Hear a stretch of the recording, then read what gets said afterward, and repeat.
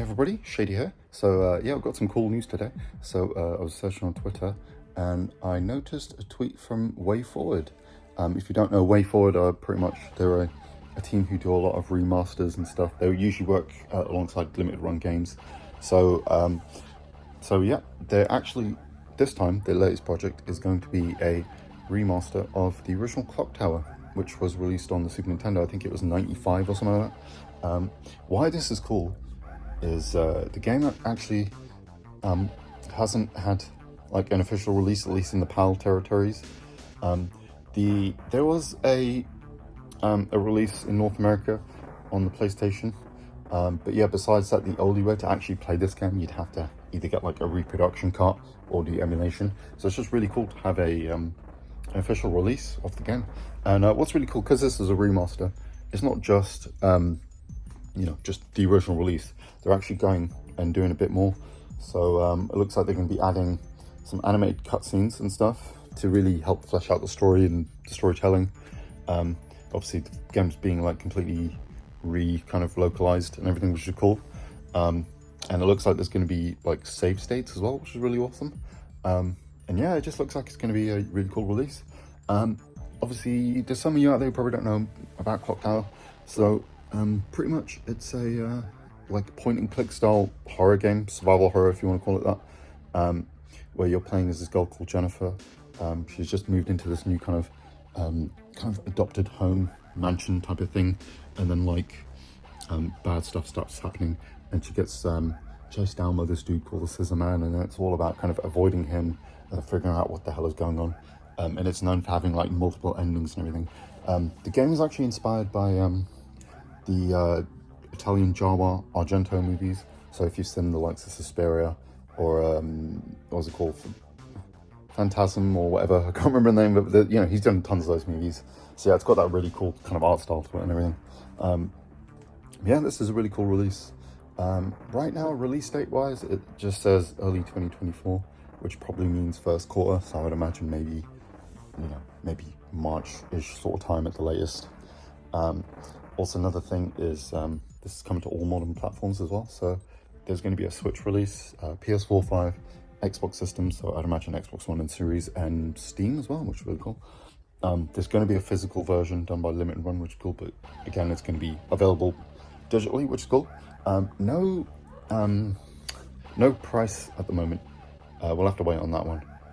But yeah, this is a really cool release because this is one of the, like I said, it's one of the earliest survival horror games, and we've never actually had, outside of the PS1 version, which was in North America, there's not been a wide Western release of this game.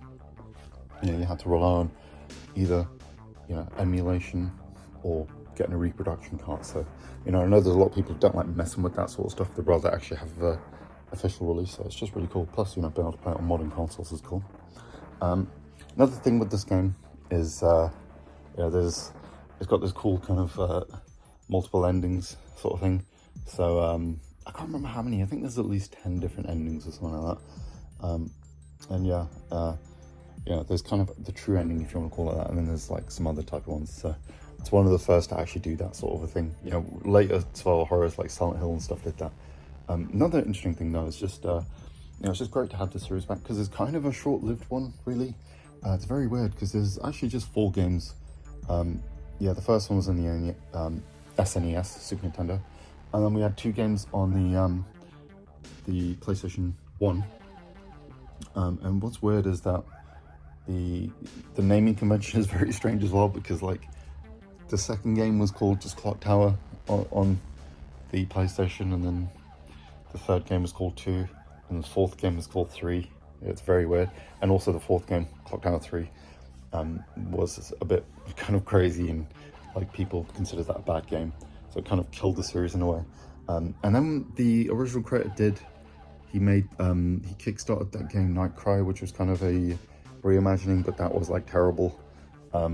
It's still a funny, enjoyable game though, at least, so you can have a laugh there. So it's just really cool to have Clock Tower back. So hopefully, if this release does okay, we can get some of the other games, and you never know, maybe we can have some sort of revival of Clock Tower. Maybe I'm asking too much, but it's just cool. But yeah, it's just great that we're starting to see more of these sorts of older titles now. You know, there's been a lot of them announced from different companies, like you know, Capcom doing it with like the Mega Man Battle Network games.